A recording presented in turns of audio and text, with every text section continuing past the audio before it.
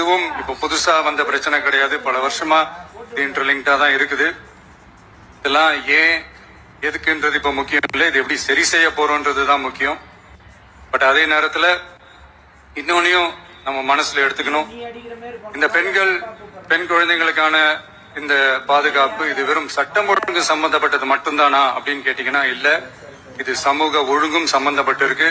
சமூக ஒழுங்குல தனி மனித ஒழுங்கும் சம்பந்தப்பட்டு இருக்கு. தனி மனிதன் ஒழுங்கா இருந்தாலும் அந்த சமூகம் தன்னால மாறும்.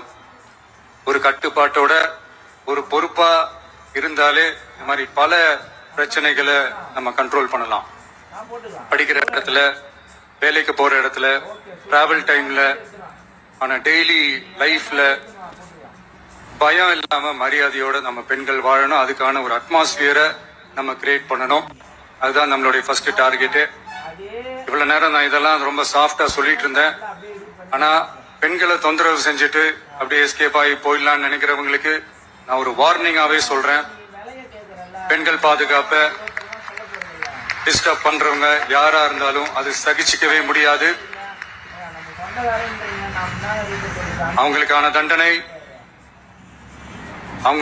தண்டனைக்கான நடவடிக்கைகள் எல்லாமே போலீஸ் டிபார்ட்மெண்ட்ல இருந்து ரொம்ப கடுமையான ஒரு தண்டனையா இருக்கும்.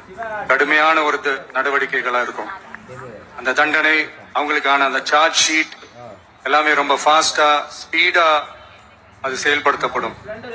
என்ன ஒண்ணு, அந்த ஸ்பீட்ல நிரபராதிகள் யாரும் தண்டிக்கப்பட்டிருக்கூடாது. இதையும் காவல் அதிகாரிகள் மைண்ட்ல எடுத்துக்கணும். தப்பு செஞ்சவங்களுக்கு மட்டுமே அந்த உண்மையான கடுமையான தண்டனை கோர்ட் மூலியமா வாங்கி தரணும்.